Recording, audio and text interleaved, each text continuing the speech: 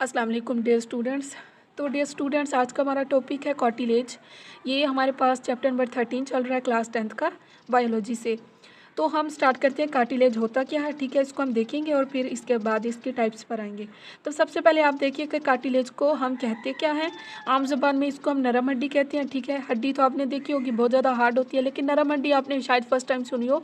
तो वो जो नरम हड्डी होती है, जो फ्लैक्सिबल होती है, हड्डी की निस्बत थोड़ी फ्लैक्सिबल होती है, उसको हम कार्टिलेज कहते हैं। तो हम कार्टिलेज देखते हैं ये होता क्या है। It is dense. डेंस का मतलब होता है गाढ़ा, ठीक है। ये बहुत ज़्यादा गाढ़ी होती है। Clear blue white fine connective tissue.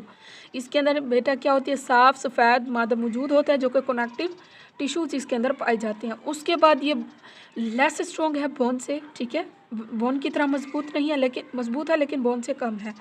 अच्छा, उसके बाद आ जाती है इसकी स्ट्रक्चर हमारे पास कि कार्टिलेज के सेल्स, यानी कि जिन सेल से कार्टिलेज बनी होती है उसको हम कहते हैं कॉन्ड्रोसाइट्स।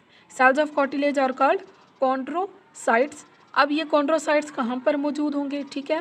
कार्टिलेज के जो सेल्स हैं जिनको हम कॉन्ड्रोसाइट्स कहते हैं, ये एक जगह, एक थैलीनुमा स्पेस होती है, वहाँ पर कॉन्ड्रोसाइट्स के सेल बंद होती हैं। अब chondrocytes are present in a fluid space that is called lacuna. मतलब कि जो कॉन्ड्रोसाइट्स हैं सेल्स ऑफ कार्टिलेज, ये लेक्यूना के अंदर मौजूद होती हैं। लेक्यूना कहाँ पर होता है बेटा, कार्टिलेज के मैट्रिक्स पर मौजूद होता है। उसके बाद इस मैट्रिक्स के ऊपर कुछ और भी था जो फाइबर्स होते हैं वो मौजूद होते हैं। उन फाइबर्स को कहते हैं कोलेजन फाइबर्स, ठीक है। कार्टिलेज के मैट्रिक्स पर कुछ फाइबर्स मौजूद होते हैं, उनको कहते हैं कोलेजन फाइबर्स। उसके बाद इसके अंदर कार्टिलेज के अंदर ब्लड वेसल्स नहीं मौजूद होती, जबकि बोन के अंदर मौजूद होती हैं। ये हम नेक्स्ट पढ़ेंगे, तो वहाँ पर हमारे पास ये डिफरेंस आएगा, ठीक है। तो आपने ये जहन में रखना है, अपने माइंड में रखना है कि कार्टिलेज के अंदर ब्लड वेसल्स नहीं होती। एमसीक्यूज भी है इंपॉर्टेंट। अब ये देखिए, ये हमारे पास कार्टिलेज, मैंने एक कार्टिलेज को एक तरह से काट के देखा है। तो उसके अंदर क्या है बेटा, ये हमारे पास कार्टिलेज है, ठीक है। उसके अंदर ये आपको थैलीनुमा शक्ल नज़र आ रही है, स्ट्रक्चर्स नज़र आ रही है, इनको हम लेक्यूना कहते हैं। इसके अंदर आपको रेड रेड डॉट्स नज़र आ रहे हैं, इनको हम कॉन्ड्रोसाइट्स कहते हैं, जो कि कार्टिलेज के सेल्स हैं। ये दोनों जो लेक्यूना और कॉन्ड्रोसाइट्स जिस जगह के ऊपर मौजूद है उसको कहते हैं मैट्रिक्स ऑफ कार्टिलेज। इसके अलावा इसके ऊपर कुछ आपको धागे नुमा फाइबर्स टाइप कुछ नज़र आ रहा होगा, उसको हम कहते हैं कोलेजन फाइबर्स। उसके बाद है बेटा हमारे पास इसके टाइप्स। कार्टिलेज के कितने टाइप्स है, 3 टाइप्स हैं, आपको पता है। फर्स्ट है हाइलाइन कार्टिलेज, सेकंड है इलास्टिक कार्टिलेज और थर्ड पर हमारे पास फाइब्रस कार्टिलेज। तो सबसे पहले हम देखते हैं हाइलाइन कार्टिलेज क्या है। बेटा ये बहुत ज़्यादा स्ट्रॉन्ग है, जिसकी वजह से कम फ्लेक्सिबल है। स्ट्रॉन्ग है ये वाला कार्टिलेज और ये फ्लेक्सिबल है, लेकिन बहुत ज़्यादा नहीं है। अब ये कहाँ कहाँ पर पाया जाता है, ये बेटा हमारे पास जो लंबी लॉन्ग बोन्स होते हैं उनके एंड्स पर पाया जाता है। नोज़ जो हमारी बनी हुई है ये भी इस हाइलाइन कार्टिलेज की बनी हुई है। ट्रैकिया वगैरह हो गया हाइलाइन कार्टिलेज का बना हुआ है। लेरिंग्स जिसको हम खुराकी नाली कहते हैं, ये भी हमारे पास हाइलाइन कार्टिलेज की बनी हुई है। ब्रोंकियल ट्यूब्स भी हमारे पास हाइलाइन कार्टिलेज की बनी हुई है। तो ये उसने बताया कि कौन कौन सी हमारी बॉडी के अंदर जो बोन्स हैं, मतलब कि कार्टिलेज हैं, वो ये वाले पार्ट्स किस कार्टिलेज के बने हुए हैं, ठीक है। सेकंड पर हमारे पास है इलास्टिक कार्टिलेज, ठीक है। ये हमारे पास सेकंड टाइप है। अच्छा, ये है बेटा सिमिलर टू हाइलाइन कार्टिलेज। इसकी थोड़ी थोड़ी जो इसकी जो शक्ल है कार्टिलेज की, वो हाइलाइन से थोड़ी बहुत मिलती है।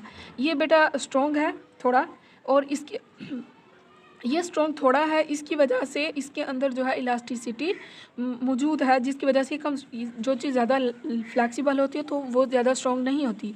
तो इलास्टिक कार्टिलेज ये हमारे पास फ्लैक्सिबल है, इसके अंदर इलास्टिसिटी है, जिसकी वजह से ये स्ट्रॉन्ग नहीं है। अब इसके अंदर इलास्टिसिटी क्यों है, क्योंकि इसके अंदर इलास्टिक फाइबर्स मौजूद हैं। इस कार्टिलेज के अंदर, इलास्टिक कार्टिलेज के अंदर इलास्टिक फाइबर्स मौजूद होते हैं, जिसकी वजह से ये इलास्टिसिटी पैदा होती है, एक ज़्यादा होती है इस कार्टिलेज के अंदर, और ये कम स्ट्रॉन्ग होता है। उसके बाद है बेटा हमारे पास ये कहाँ पर मौजूद होता है इलास्टिक कार्टिलेज, एपिग्लोटस, ठीक है। ये हमने पढ़ा था, ठीक है। ये टिश्यू नुमा इसकी टिश्यू का बना होता है, और वो कार्टिलेज होता है। कौन सा कार्टिलेज, इलास्टिक कार्टिलेज। पिना, हम कान की जो ऊपर वाली जो कान है हमारे पास, ये जो बाहर से आपको शक्ल नज़र आ रही होती है उसको हम पिना कहते हैं। मतलब कि ये जो पिना है ये इलास्टिक कार्टिलेज, अब इसको जैसे घुमाएं घूम सकता है। लास्ट पर है बेटा फाइब्रस कार्टिलेज। अब फाइब्रस कार्टिलेज क्या है बेटा, ये बहुत ज़्यादा टफ है और लेस फ्लेक्सिबल है।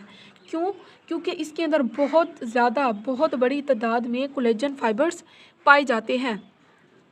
इसके अंदर बहुत ज़्यादा तादाद में कोलेजन फाइबर्स पाए जाते हैं, जिसकी वजह से ये बहुत ज़्यादा टफ है, यानी कि बहुत ही कम फ्लेक्सिबल है, बहुत ज़्यादा टफ इसलिए क्योंकि इसके जो फाइबर्स हैं वो बहुत ज़्यादा थिक है।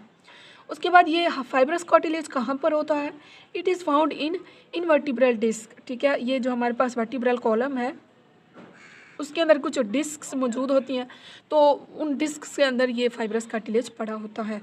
तो ये बेटा हमारे पास कार्टिलेज था। उसके हमारे पास टाइप्स थी, हमने इसको पढ़ा, इसकी टाइप्स को देखा, इसकी स्ट्रक्चर को देखा, ठीक है बेटा। ये हमारे पास लॉन्ग क्वेश्चन था और यही आज का लेक्चर था। अच्छा लगे तो चैनल सब्सक्राइब कर देना। अपना ख्याल रखना। अल्लाह हाफ़िज़।